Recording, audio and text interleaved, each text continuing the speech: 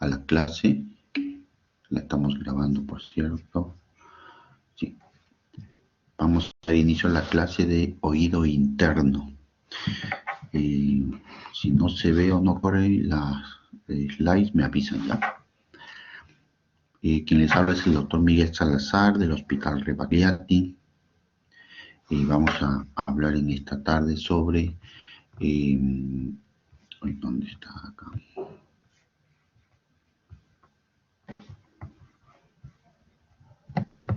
Sobre las patologías de oído interno. Creo que nos vamos acá mejor.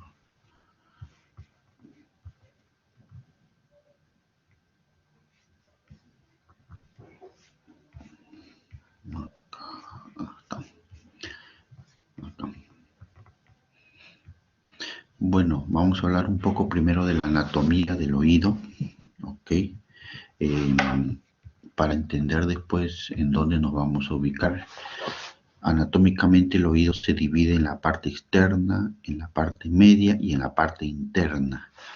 La parte externa está formada por el pabellón auricular y el conducto auditivo externo, la parte media por el tímpano, la cadena de huesecillos, la caja timpánica. Y la parte interna, que es lo que nos ocupa esta tarde, es lo que se conoce como el laberinto, dividido en la parte anterior, el laberinto anterior donde está la cóclea con el nervio auditivo y el laberinto posterior donde están los conductos semicirculares con el nervio vestibular. Nosotros vamos a hablar hoy día sobre esto, sobre el laberinto anterior. Este laberinto anterior entonces está formado por la cóclea. La cóclea es un conducto óseo labrado dentro del hueso temporal. Este conducto óseo da 2 vueltas y media o 2 vueltas 3/4 sobre sí. Y este conducto óseo está relleno de un líquido conocido como la perilinfa. Y dentro de este conducto óseo del hueso temporal está flotando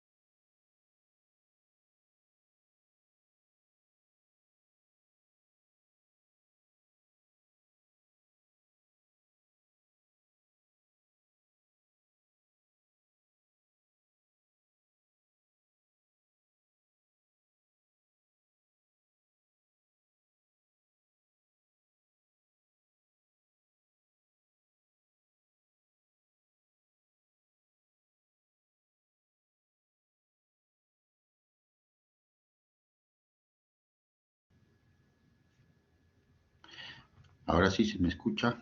Se había desconectado, creo.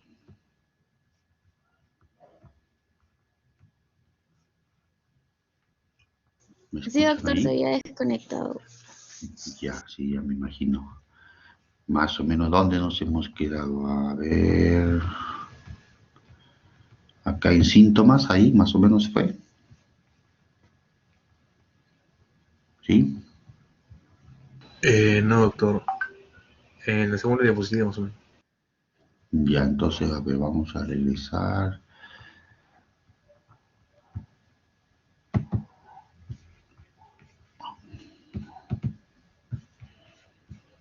Pues vamos a...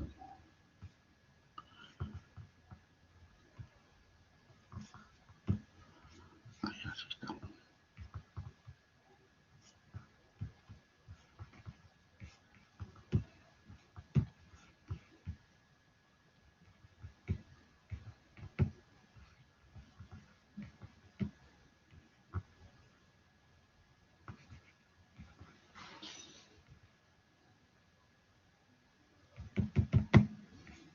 No sé por qué no.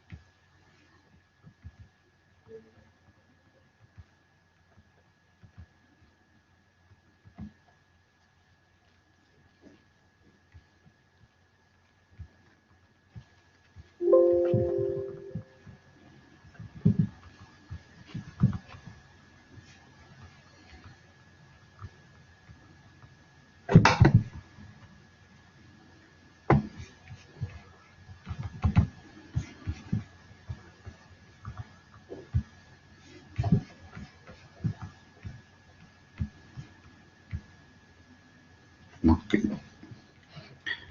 Ahí ya pueden ver. Sí. Sí, doctor. Sí, se puede visualizar. Ya. Entonces, vamos desde ahí, ¿ya? Decíamos que la cóclea da 2 vueltas y media aproximadamente sobre sí. Y ¿dónde estamos? Acá no. Acá. Da 2 vueltas sobre sí. y está llena de un líquido que es la endolinfa. Y dentro de ella está el laberinto membranoso que está lleno de un líquido que es la endolinfa acá y la perilinfa va por fuera. Si lo vamos a ver aquí en una imagen más grande acá. Este es el conducto óseo labrado en el hueso, que es el laberinto óseo. Y dentro está el laberinto membranoso, que es esto. Esto está bañado por la perilinfa, rica en sodio. Y dentro está la endolinfa, que es rico en potasio. Esto se llama la membrana de Reissner, que está acá. Y esto se me llama la membrana tectoria. ¿Okay? Y finalmente acá tenemos el órgano de córtico, las células ciliadas y las cilias. Cada vez que se mueva la perilinfa, se moverá la membrana de Reissner y esto genera ondas en la endolinfa y estas ondas mueven la membrana tectoria y esta membrana tectoria finalmente moverá las células ciliadas de esta manera. Al moverse las células ciliadas, estas células ciliadas liberan glutamato, que es un neurotransmisor.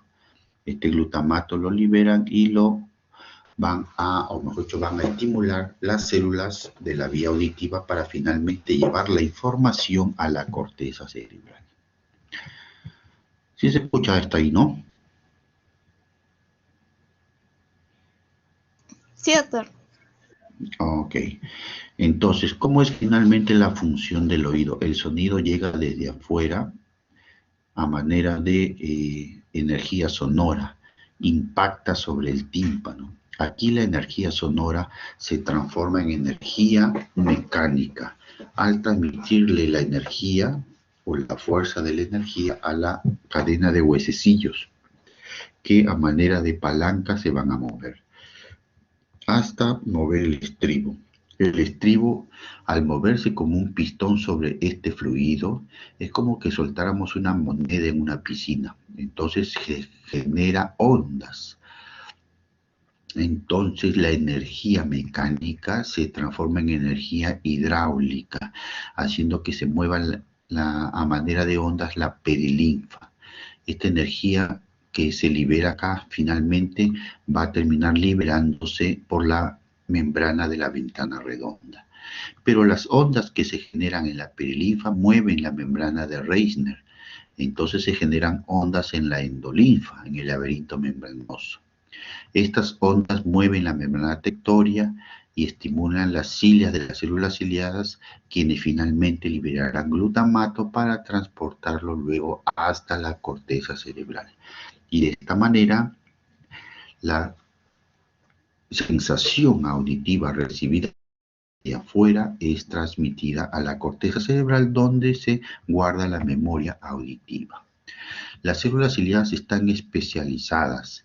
Hacia la base de la cóclea captan frecuencias agudas, hacia la parte media frecuencias medias como 500, 1000 y 2000, y hacia el ápice las frecuencias más graves como 250, 125, etc.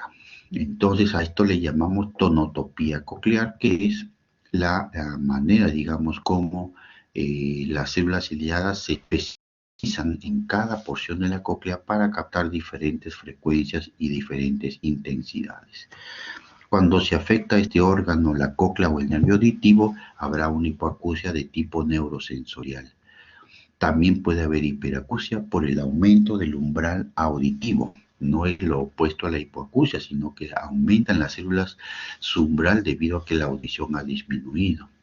Puede haber sensación de oído tapado, como en la enfermedad de Meniere, puede haber zumbidos. Y cuando la patología afecta también el laberinto posterior, habrá vértigo asociado.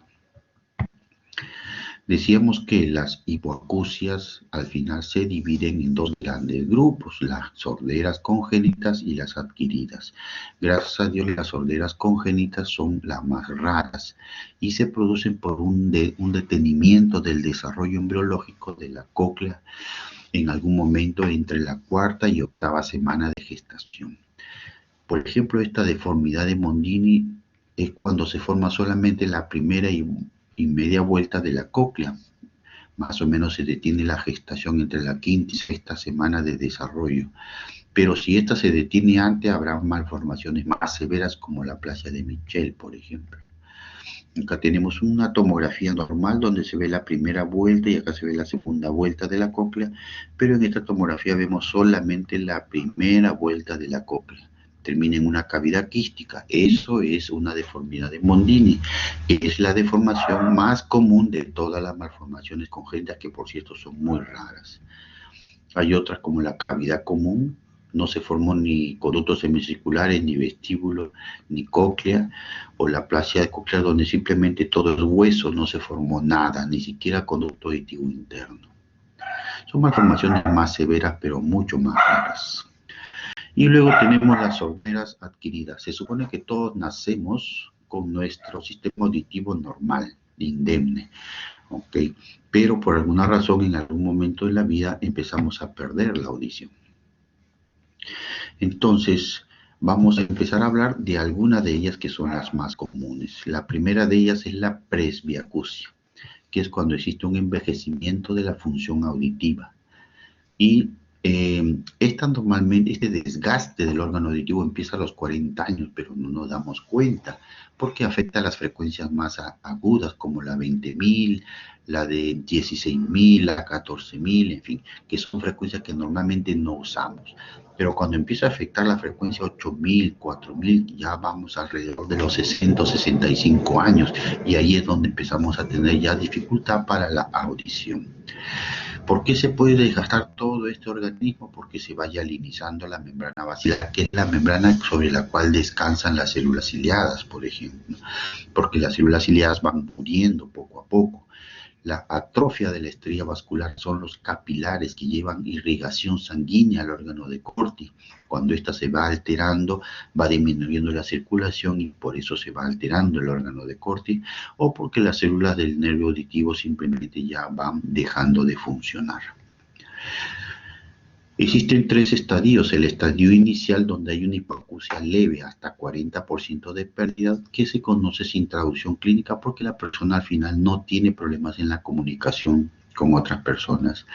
El de incidencia social, cuando hay pérdidas entre 40 y 80% de la audición, o sea, pérdidas moderadas o severas. En estos casos, sí, la persona ya tiene dificultad para comunicarse con otras personas. Siempre anda, ¿qué? ¿Cómo? Repíteme, no entendí, cosas así. Y eso es, obviamente, porque ya se ha hecho un desgaste mayor y la persona tiene problemas en la comunicación social.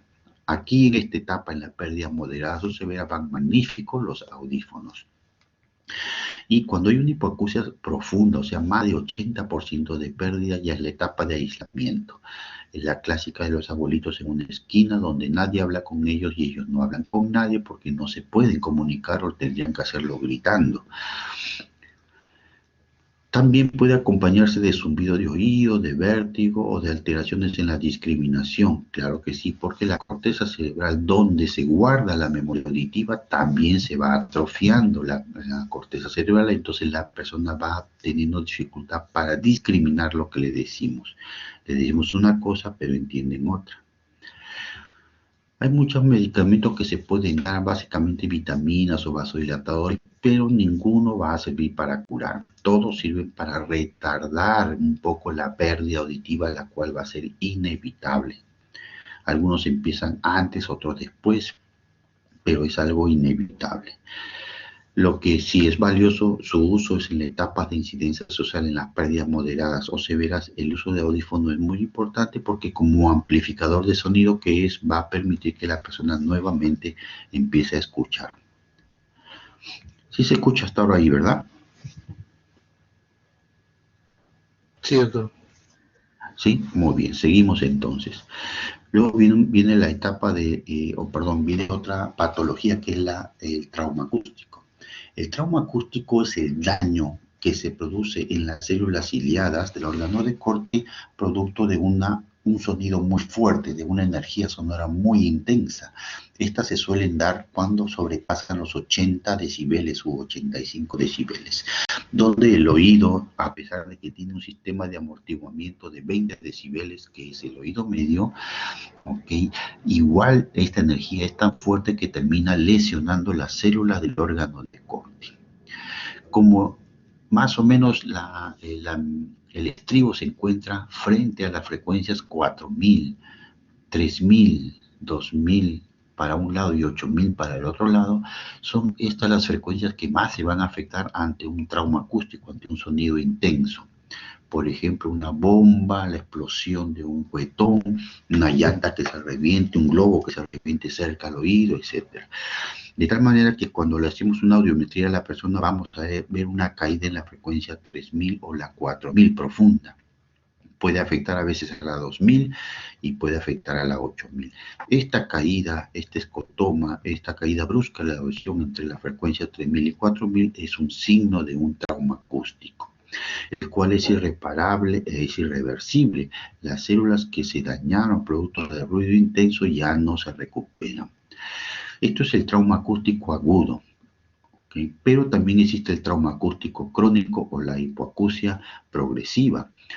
En las personas que trabajan en fábricas, que trabajan con motobombas, que trabajan con motores o que trabajan con ruido en las minas, por ejemplo, ellos también van a ir causando un trauma acústico crónico. Poco a poco van dañando sus células, que empieza algo parecido, con pequeñas caídas en 4000, 3000, pequeñas caídas en 2000, 8000, y luego empiezan a caer varias frecuencias más, pero progresivamente la audición va cayendo como si fuera una presbiacusia, pero una presbiacusia de una evolución más rápida y en personas más jóvenes.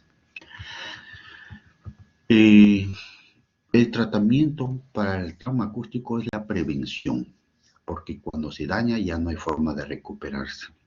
Entonces, si sabemos que vamos a trabajar o vamos a estar expuestos a sonidos fuertes, debemos de usar protectores auditivos, cualquiera que sea, ¿ya? Porque si se daña ya no hay forma de recuperarse. Entonces el tratamiento es la prevención usando protectores auditivos.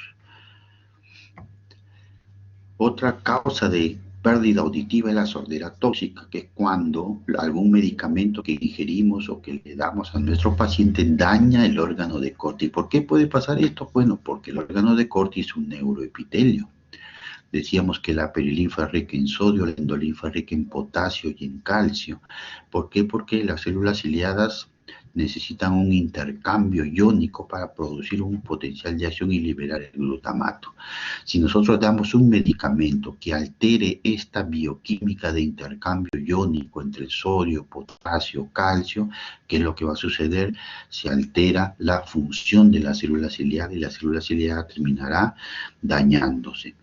Esto es lo que ocurre, por ejemplo, con los aminoglucósidos como la canamicina, la amicacina, como la streptomicina, la gentamicina, diuréticos como la furosemida, la quinina que se usa para la malaria, la aspirina como AINE, y otros más ahí que se usan en enfermedades oncológicas o reumatológicas como el cisplatino, el metrotexate, etc.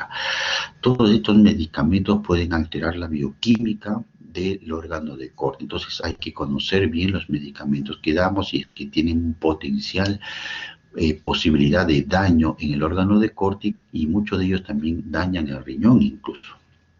Son nefrotóxicos. Hay que entender, sí, que estas pérdidas auditivas son bilaterales, es decir, el medicamento no entra al organismo y daña un lado, daña los dos lados, ¿no? Es imposible que un ototóxico dañe un lado y el otro lo deje indemne, eso no sucede. Y las pérdidas son más o menos parecidas en ambos lados, por eso son simétricas. También hay una susceptibilidad individual, es decir, no es que porque le has tomado el medicamento te va a dar de todos modos, no. Puede hacer que te dé, como puede hacer que no, es muy variable para cada persona. Lo que sabemos es que a cuanto más dosis damos y más día damos, hay más posibilidades de ototoxicidad. Por ejemplo, sabemos que la canamicina, la amicacina, cuando se da más de 10 o de 15 días, entonces aumenta el riesgo de ototoxicidad. Otra enfermedad es la hipoacusia súbita, que es cuando la audición se va de un momento a otro. Existen muchas teorías por las que esto puede pasar: la teoría endocrinológica, la teoría vascular, la idiopática, etcétera, etcétera. Pero la más aceptada hoy en día es la teoría viral. Es decir, es un virus que se mete en la cóclea y daña las células ciliadas. Eh, se cree, está en estudio todavía, que es el herpes simple, el que se metería aquí y de un momento a otro produce un proceso inflamatorio agudo y termina matando gran población de las células ciliadas. Por eso es que ustedes pueden echarse escuchando bien y se levantan con sordera, que puede ser de un lado o de ambos lados. Aquí sí es independiente, cada oído es independiente. Lo importante está en siempre sospechar. El paciente que llega a la consulta diciendo que se le ha ido la audición de un momento a otro, lo más probable es que sea un tapón de cerumen. Pero al mirar el oído y no hay nada, está limpio, hay que empezar a sospechar de una sordera súbita. Para esto hay que hacer una audiometría, que es la única manera de estar seguros que tiene una pérdida de tipo neurosensorial por una sordera súbita. ¿Y por qué es importante? Porque cuanto más rápido actuemos dentro de las 72 horas, hay posibilidad de recuperar ese oído. Cuanto más días pasen, va a ser casi imposible recuperar ese oído. También hay tumores. El tumor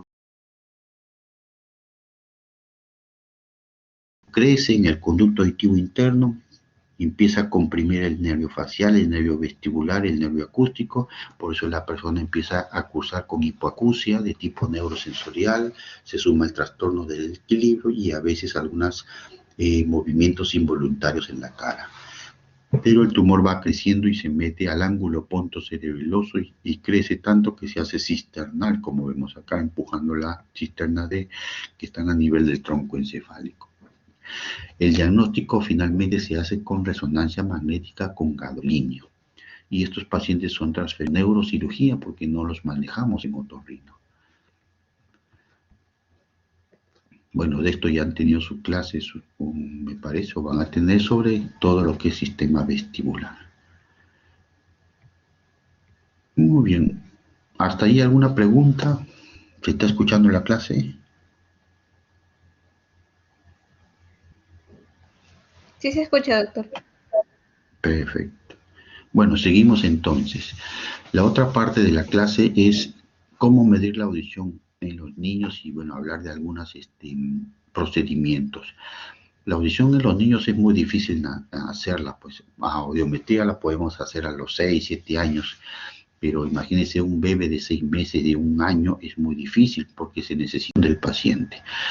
Entonces, hay dos pruebas que son muy sencillas, clínicas, que son una manera de descubrir si un paciente está escuchando bien o no desde un recién nacido. Por ejemplo, tenemos la prueba del despertar. Consiste en emitir cuando el niño está así medio dormido, emitir un ruido fuerte. Por ejemplo, tirar un objeto de metal, tirar un plato, pues, o tirar la puerta del cuarto, hacer sonar la ventana. Lo normal es que si el niño escucha bien, va a abrir los ojos, va a reaccionar y lo más probable es que se ponga a llorar porque se asusta por la fuente sonora. Pero esa es una prueba que demuestra que sí está escuchando. En cambio, si ustedes, imagínense, tiran la puerta, tiran un plato y el niño sigue durmiendo placenteramente, eso ya es raro, eso no es normal. Es probable que ese niño tenga algún grado de sordera. Y la otra es la prueba del cribograma. Es hacer una prueba con sonidos de diferente intensidad también. Por ejemplo, le puede poner una música de Sebastián Bach, una música instrumental, y lo más lógico es que el bebé se vaya durmiendo. Y de pronto le cambian a un guayno, por decir una marinera, pues no sé, un rock estridente. Lo más probable es que el niño abra los ojos, pueda mover las manos o los pies de repente, pero se va a reaccionar, va a buscar la fuente sonora. Ustedes le vuelven a poner una música instrumental y el niño nuevamente se empieza a quedar dormido. Le vuelven a cambiar el ritmo y él nuevamente reacciona.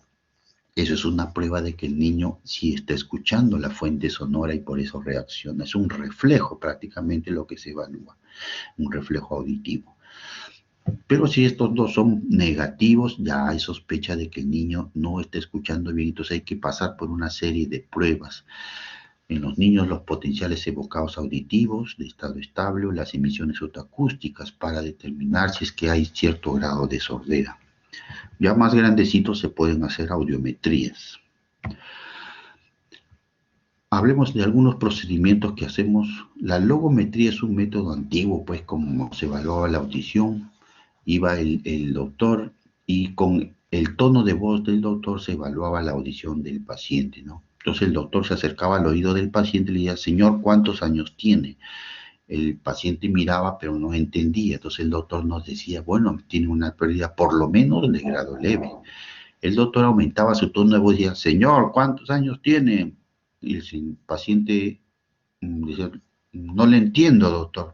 Entonces el doctor decía, bueno, tiene por lo menos ya una pérdida de grado moderado.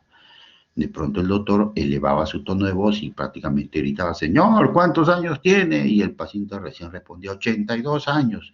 Entonces el doctor decía, este paciente tiene una hipoacusia de grado severo. De esa manera se evaluaba la audición, pero era una cosa muy subjetiva, pues cuando nuestro profesor también ya era un viejito, no sabíamos quién escuchaba más o quién escuchaba menos, pero era muy subjetivo. Otra manera de medir la audición es usando la acumetría, que es usando los diapasones. Pero estos básicamente van a servir para determinar si una persona tiene una hipoacusia conductiva o no.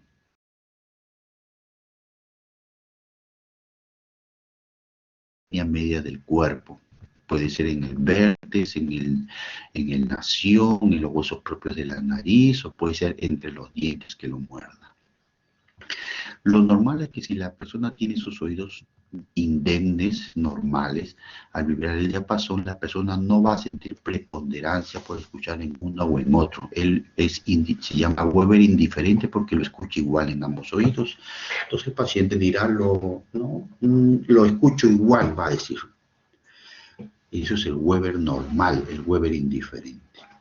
Ahora, pónganse en el caso que este oído derecho tiene un tapón de cerumen acá. Está tapando todo el conducto del lado derecho.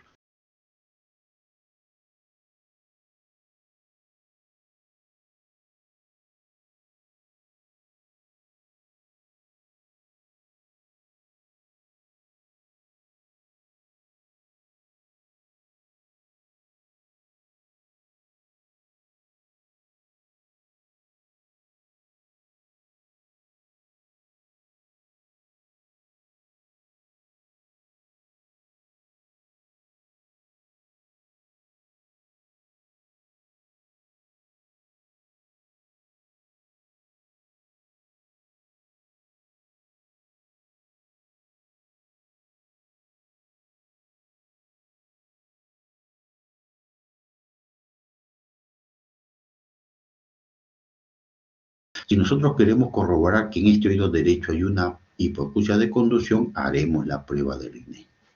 La prueba de Riney, ¿cuál es lo normal?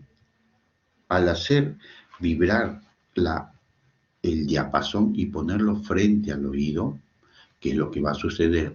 Supongamos que el diapasón va a vibrar 40 segundos.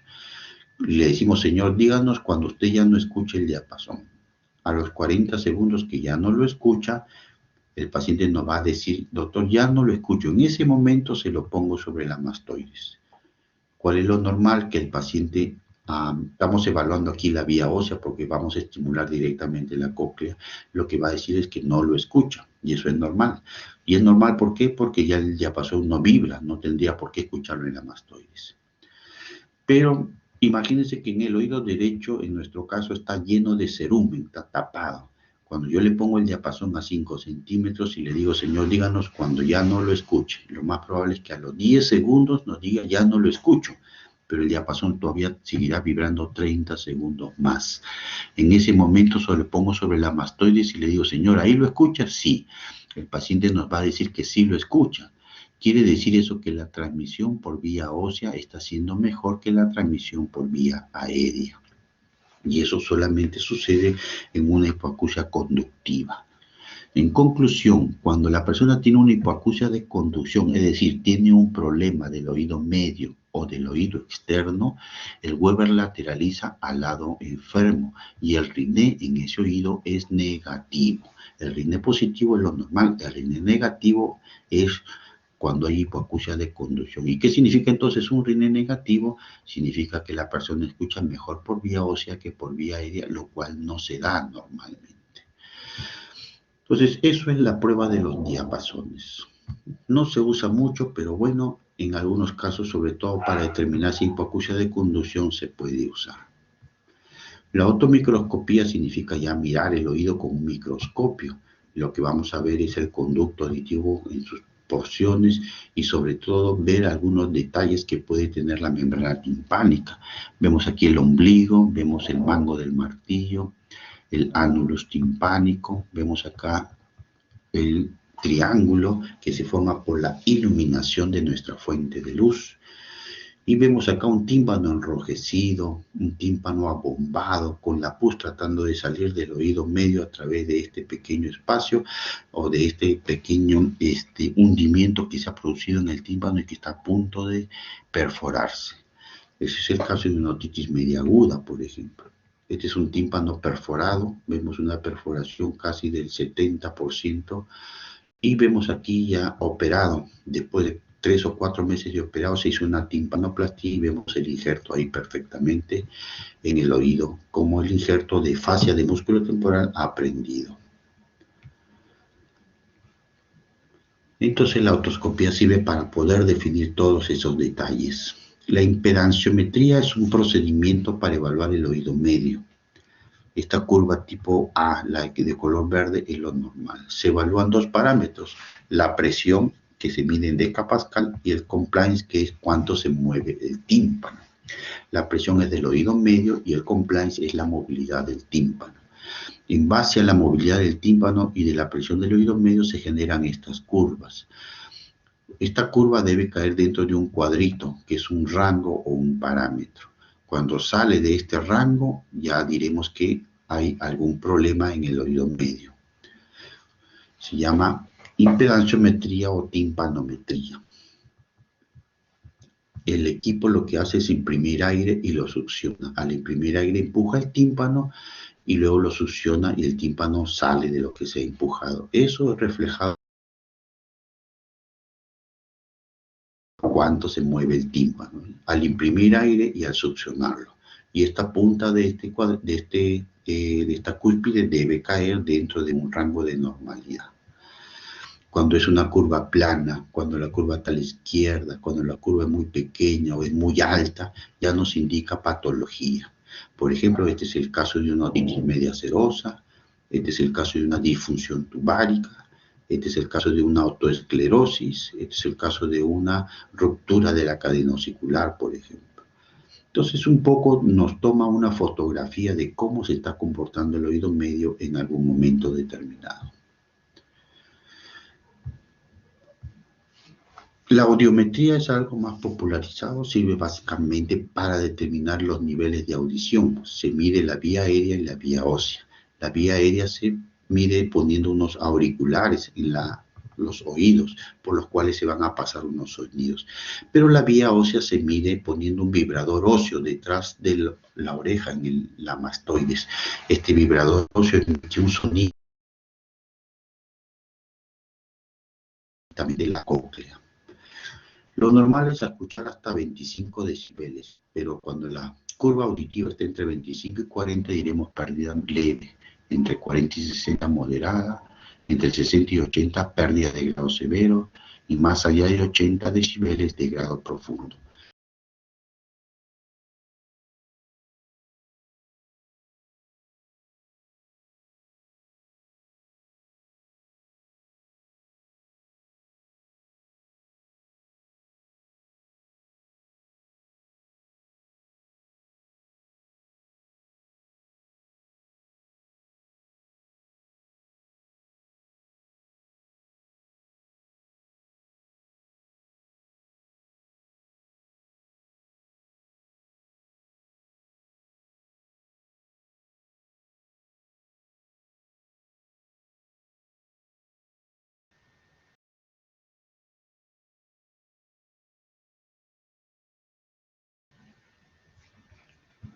¿Me escuchan ahí, no?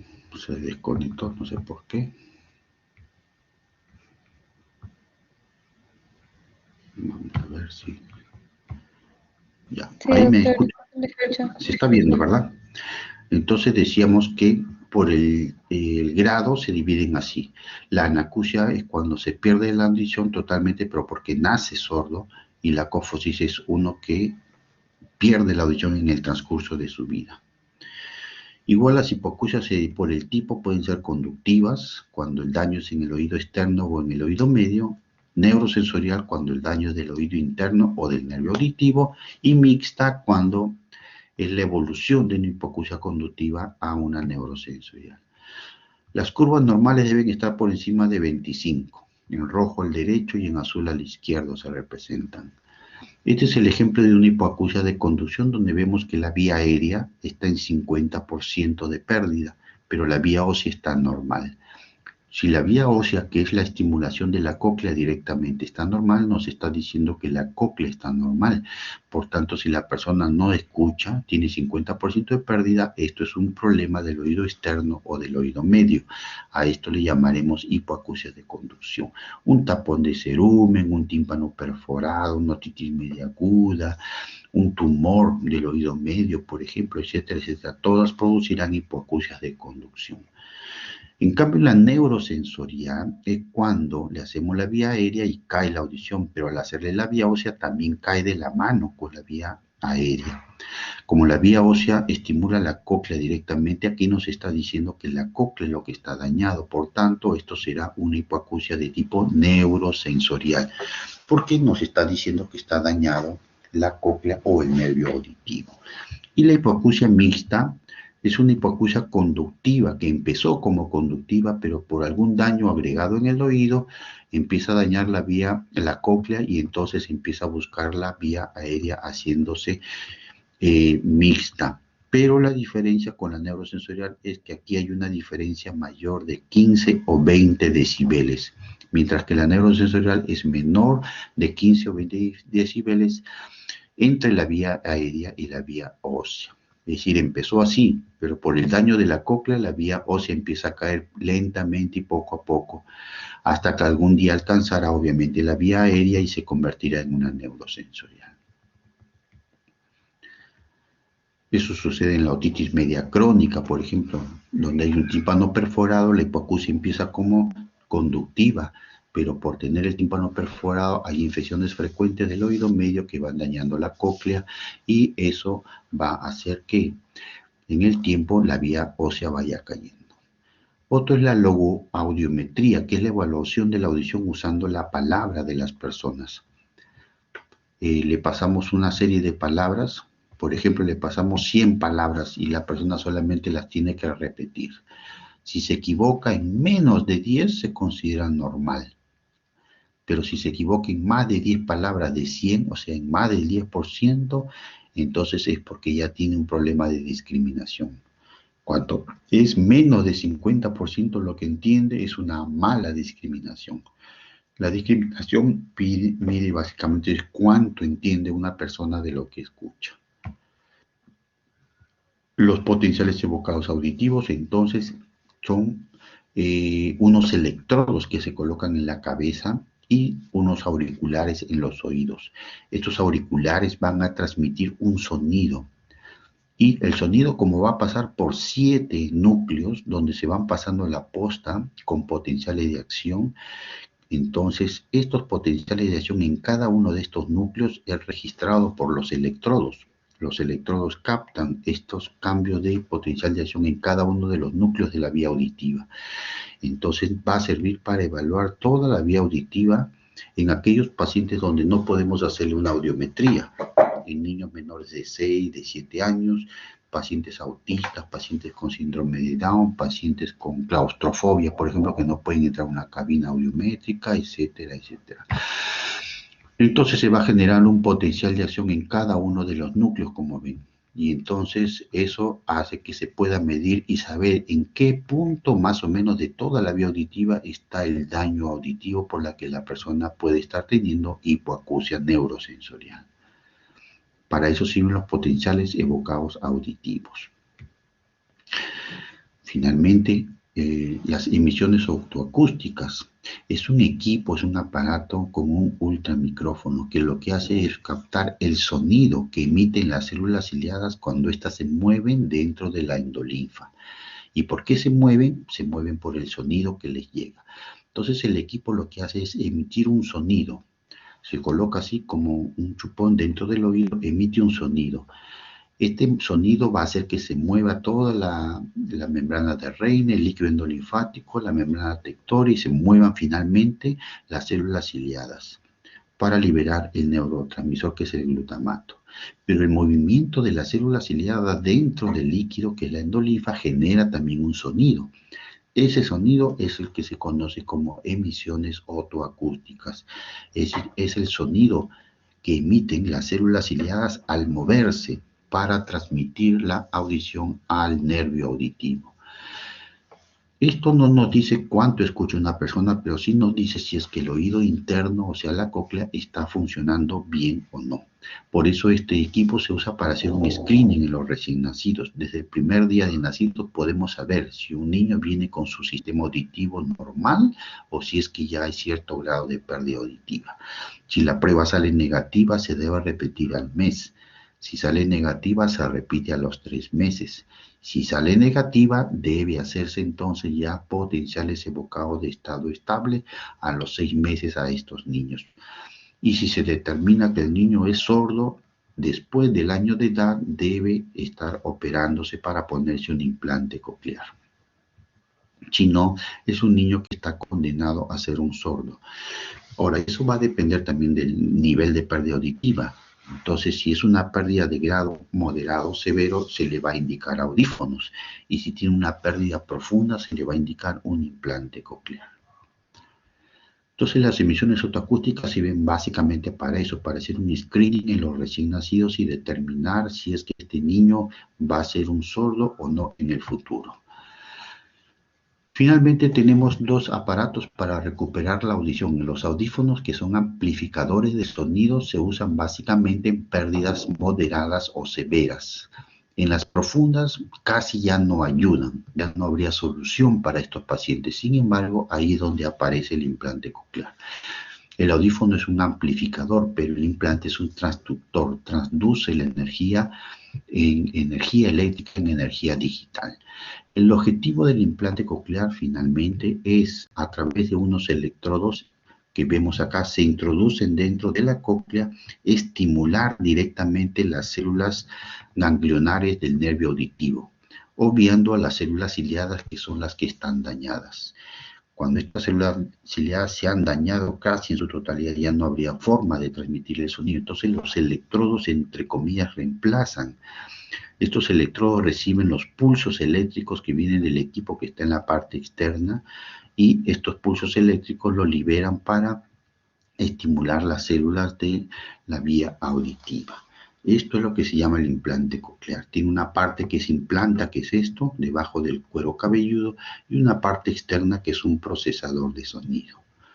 Se introduce dentro de la cóclea, da más o menos una vuelta y media o casi para llegar 2 vueltas, y ahí están los electrodos. Y cada uno de estos electrodos recibe los pulsos eléctricos del procesador de sonido y los libera.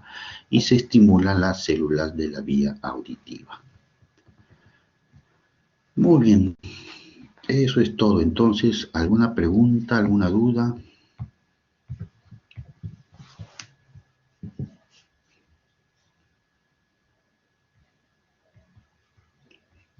Todo está claro, creo. Bueno, entonces, eso es todo. Si no hay preguntas, damos por terminada la clase. ¿Sí? Muy bien. Suerte, pues, chicos. Esperemos haber cumplido con la clase de todos modos. Hasta luego. Gracias. Gracias, doctor. Ya, gracias también a todos.